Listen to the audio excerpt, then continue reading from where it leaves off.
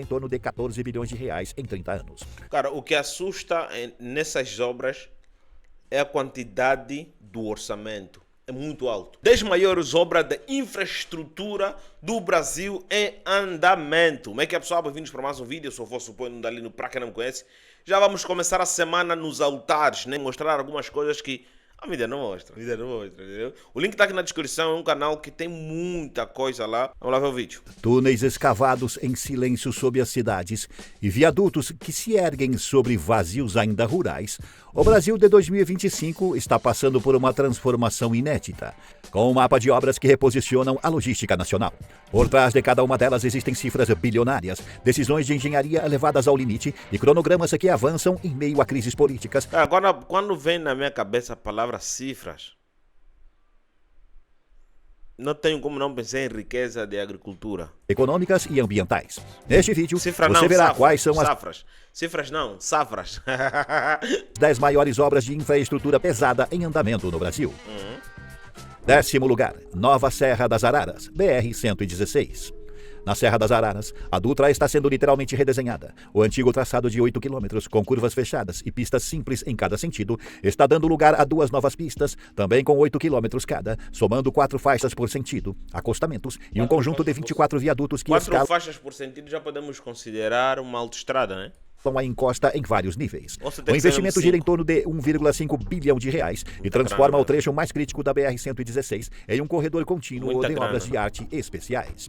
Em 2025, cerca de metade da obra física já foi concluída. Terraplenagem pesada em grande parte do traçado, centenas de fundações profundas executadas, várias contenções definitivas implantadas e o primeiro dos 24 viadutos entregue em maio, já sendo usado em desvio com faixas da nova pista. As frentes de trabalho se concentram agora na montagem dos tabuleiros restantes, na ampliação das galerias de drenagem e na reparação da base para a pavimentação das novas faixas. O que ainda vem pela frente é a conclusão de todos os viadutos, o fechamento do contínuo das 2 pistas novas, a pavimentação definitiva, barreiras de proteção dimensionadas para caminhões pesados, 2 rampas de escape, 3 passarelas, iluminação total, câmeras e sistemas de detecção automática de incidentes, com a entrega da pista de subida prevista para 2028 e da de descida em 2029. 9º lugar, nova BR-381, Minas Gerais. No Vale do Rio Doce, a antiga rodovia da Morte está sendo reprogramada para funcionar como um corredor de alta capacidade. A concessão da BR-381 Minas Gerais corre 303 quilômetros em Belo Horizonte e Governador Valadares, com capex de cerca de 5,5 bilhões dedicado a obras estruturais, 134 quilômetros de duplicação, 83 quilômetros de faixas adicionais, correção de 51 trechos críticos de traçado, 20 passarelas, 166 pontos de ônibus, taludes estabilizados e um ponto de parada e descanso para caminhoneiros. Em 2025, o primeiro ciclo de entrega. Cara, legal, né? Os engenheiros pensaram nos caminhoneiros. Uma classe pouco pensada, mas que contribui muito para a logística de um país. Então, se você conseguiu receber o seu produto, dê graças aos caminhoneiros. Se você conseguiu meter comida na tua mesa, dê graças aos caminhoneiros, entendeu? Se tem um caminhoneiro aqui a mexer, já estou mandando um abraço para todos vós, já? Foi a virada operacional, assinatura de contrato, assunção da rodovia, plano de 100 dias com recuperação emergencial de pavimento, reforço de sinalização, limpeza e iluminação, além da estruturação das bases de serviços e do atendimento 24 horas. Paralelamente, o DENIT contratou duplicações em 2 lotes próximos à capital, somando mais de 31 quilômetros com cerca de 900 milhões de reais até 2028, que já aparecem em canteiros de terraplenagem, restauração e duplicação. Os cronogramas oficiais indicam que 2025 é essencialmente um ano de transição e preparação.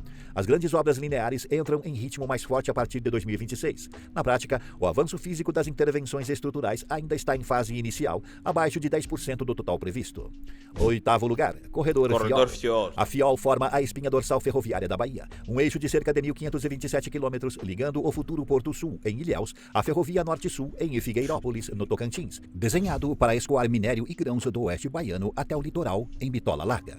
No recorte de 2025, o grande canteiro se concentra nos trechos entre Ilhéus, Caetité e Barreiras. O trecho 1, de 537 quilômetros, entre Ilhéus e Caetité. Agora pensando bem sobre essas linhas férreas que tem no Brasil, né, que conecta estados com a intenção de transportar minérios e outros recursos que são explorados na terra, o que acontece? Eu pondo a balança do peso que tem o corredor do Lubito, eu falo, cara, será que a gente está fazendo uma tempestade no copo d'água? Porque vamos lá, uma extensão do corredor do Lubito são mais de 1.300 km de extensão que tem, né? É isso aí? 1.300? Não, esse aí, 1.300, né? 1.300 extensão de quilômetros. O que é que acontece? Se a gente pôr na balança, a extensão, nem que abranger os 3 países, Zâmbia e República Democrática do Congo e Angola, ainda assim, se a gente pegar outras linhas férreas que já existem há bastante tempo, como por exemplo nas Américas, ou lá na Europa, chega a ser nada. Chega a ser nada. Mas para um lugar onde tem precariedade de infraestrutura, é muito, entende? Pessoal, eu abordo muito mais sobre o corredor do Lubito lá no canal 41, recomendo vocês irem lá. Provavelmente vou deixar aqui um link que vai os fazer cair direitinho no vídeo onde a gente fala sobre o corredor do Lubito, sobre a importância do corredor do Lubito, entende? Essa epifania eu tive agora, que pondo na balança com outras linhas férreas que já existem, não é tanta coisa assim, mas para um lugar precário como a África, capaz... Está com cerca de 75% executados sob concessão da Bamin, mas teve o contrato suspenso para reequilíbrio.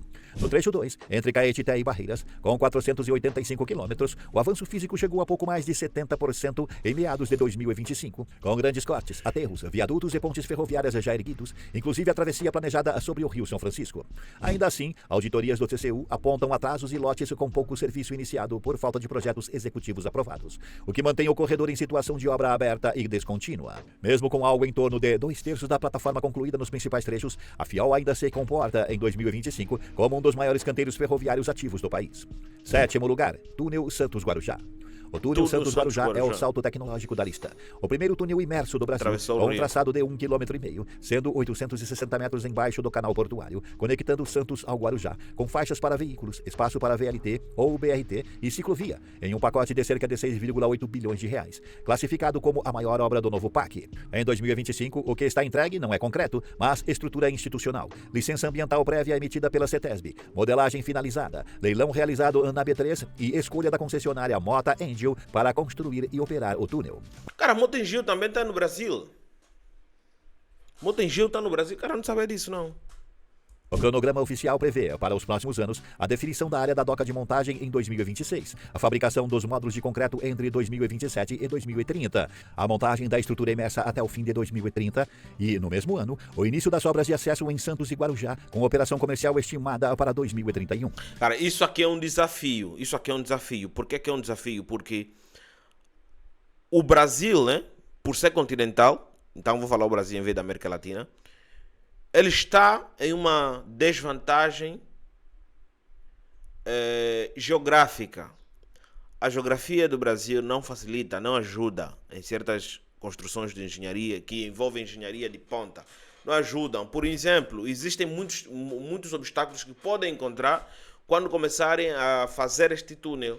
Diferente, por exemplo, do que acontece lá no Reino Unido, né, que tem um túnel parecido que cruzam da França para o Reino Unido. Podem encontrar diversos desafios, porque a geografia é contra o desenvolvimento. É muito parecido com o da África, entende?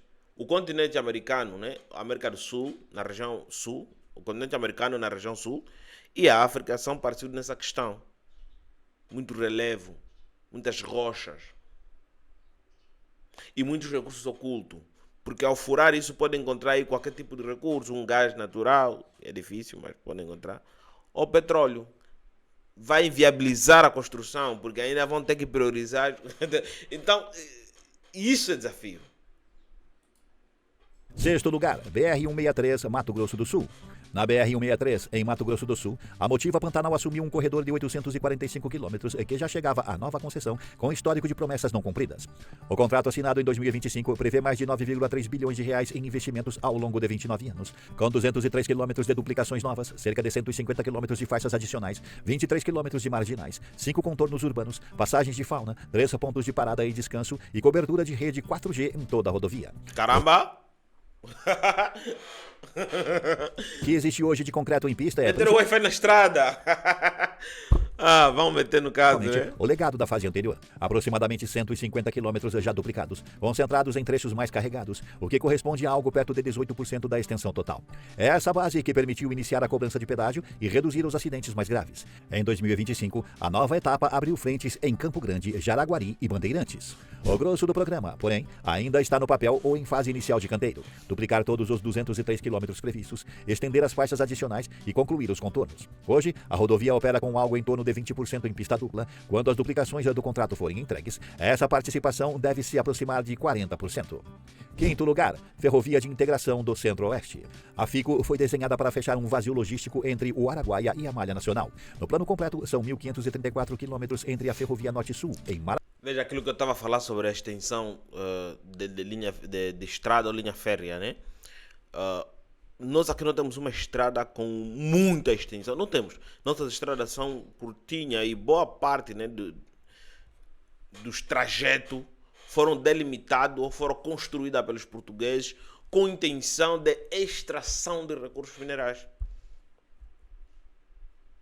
Rosa e Lucas do Rio Verde, no Mato Grosso. A etapa em obra vai de Mara Rosa até Água Boa, com 383 quilômetros financiados pela renovação antecipada da EFVM, em um pacote que supera 10,2 bilhões de reais em investimentos. Em 2025, uma parte relevante da infraestrutura bruta já está entregue. Milhões de metros cúbicos de cortes e aterros, centenas de bueiros e obras de drenagem, além de viadutos e pontes em vários contratos. No pacote 1B, em Goiás, o avanço chegou a cerca de 70%, com terraplenagem praticamente concluída e mais de 700 metros de obras de arte especiais executadas. Somando todos os lotes, o avanço físico global da FICO fica na faixa de 35% a 39%. As projeções oficiais apontam conclusão dessa etapa entre 2027 e 2028. Quarto lugar, expansão da linha 2. A expansão da linha 2 Verde, entre Vila Prudente e Penha, é hoje um dos maiores canteiros subterrâneos do país. O trecho soma cerca de 8,4 quilômetros, com 8 novas estações: Orfanato, Santa Clara, Anália Franco, Vila Formosa, Santa Isabel, Guilherme Jorge, Aricanduva e Penha, e orçamento de 13,4 bilhões de reais, que transformam a linha na mais extensa do metropaulistano quando a ligação com a linha 13 vermelha estiver em operação. No que já está entregue estão as estruturas das estações do primeiro trecho, que registravam avanços que variam de 64% a 89%, com Anália Franco, Orfanato, Santa Clara, Guilherme Jorge e Aricanduva acima de 80%. Cerca de 6,1 quilômetros de túneis já foram escavados, combinando Natieme e Tatuzão. E o complexo Penha avança com cerca de 70% das estruturas internas concluídas, preparado para receber 2 tuneladoras e integrar 3 linhas metroferroviárias. O que ainda falta é fechar o anel técnico e transformar concreto em sistema operante. Pelos cronogramas atuais, a fase Vila Prudente Vila Formosa é entregue em 2027 e o trecho até a Penha em 2028, com a obra já superando 80% de avanço médio em estruturas civis, mas ainda com grande volume de instalações e comissionamento pela frente. Terceiro lugar, Ferrovia Transnordestina. A Transnordestina é a maior obra linear ativa do país. Cerca de 1.200 quilômetros de trilhos ligando Eliseu Martins, no Piauí, ao porto de Pecém, no Ceará, cruzando 53 municípios em 3 estados, com um investimento total em torno de 15 bilhões de reais para criar um corredor pesado de grãos, fertilizantes, cimento, combustíveis e minério rumo ao Atlântico. Em 2025, o que já está entregue é um esqueleto ferroviário robusto. No Piauí, a primeira fase de 240 quilômetros está concluída e a segunda fase, em um trecho de 151 quilômetros, chegou a 33% de execução, com plataforma pronta e estruturas sendo preparadas para trilhos e dormentes. No conjunto da ferrovia, cerca de 676 quilômetros de linha já foram implantados e a primeira etapa, que deve conectar 1.061 quilômetros entre Piauí, Pernambuco e Ceará, alcançou algo em torno de 75% a 76% de avanço físico em 2025, permitindo o início de testes com carga em um trecho de 500 quilômetros entre Piauí e Ceará. O que falta é fechar os vazios de obra, sobretudo em Pernambuco, onde lotes como Salgueiro Custódia entram em nova licitação com recursos do novo PAC, além de completar plataformas, trilhos, pátios, oficinas, sinalização, telecomando e a integração plena com o Porto de Pecém. Com cerca de 3/4 da ferrovia executada e novos aportes federais de 1,4 bilhão de reais contratados em 2025. Olha lá, essa aqui é Lula. A Transnordestina segue como um imenso canteiro contínuo em transição de obra pesada para a fase de comissionamento e operação ampliada até 2027. Segundo lugar, linha 6 Laranja do metrô de São Paulo. A linha 6 Laranja é hoje o maior canteiro urbano do país, um eixo de 15,3 quilômetros e 15 estações ligando Brasilândia à estação São Joaquim, no centro de São Paulo, com investimento estimado em cerca de 19 bilhões de reais e capacidade projetada para mais de 630 mil passageiros por dia. O traçado cruza bairros densos, passa sob o rio Tietê e se conecta a 4 outras linhas metroferroviárias, exigindo túneis profundos, escavações em caverna e grandes postos de ventilação em meio ao tecido urbano. Em 2025, o pacote já entregue em obra pesada é incomum para padrões brasileiros. As 2 tuneladoras concluíram a escavação de todos os túneis em fevereiro, somando mais de 13 quilômetros de galerias prontas. O avanço físico global passou de 60% e estações como Santa Marina, Água Branca e Perdizes superaram 80% de execução em estruturas civis. A primeira composição fabricada pela Alstom foi entregue em julho, inaugurando a fase de testes dinâmicos tipos de material rodante. O que ainda falta é a transformação do canteiro em sistema operacional, montagem da via permanente em longos trechos, instalação completa das catenárias, subestações, sinalização, portas de plataforma, sistemas de controle e acabamento das estações. A primeira etapa, entre Brasilândia e Perdizes, tem entrega prevista para o segundo semestre de 2026, enquanto a conclusão até São Joaquim está programada para 2027. Algo próximo de 60% do empreendimento está executado, com o restante concentrado em instalações técnicas, integração e comissionamento. Primeiro lugar, concessão Eixo SP. A concessão Eixo SP é o maior pacote rodoviário em andamento no Brasil. Uma malha de cerca de 1.220 quilômetros, integrada por 12 rodovias entre a região de Piracicaba e Panorama, na divisa com Mato Grosso do Sul, com investimentos previstos em torno de 14 bilhões de reais em 30 anos. Cara, o que assusta nessas obras é a quantidade do orçamento. É muito alto. Entendes? É muito alto. O contrato inclui duplicações, faixas adicionais, marginais, novas interseções, ciclovias, passarelas, coisa boa, não custa áreas barato, de descanso, né? E modernização completa dos sistemas de atendimento e monitoramento. Nos primeiros 5 anos de concessão, até junho de 2025, já foram investidos 2,7 bilhões de reais em obras estruturantes, restauração e modernização. Entre as entregas mais visíveis estão a duplicação da SP 294 entre Marília e Oriente, com marginais, ciclovias e novos dispositivos, além de avanços em duplicações e melhorias da SP 304 e em outros trechos estratégicos.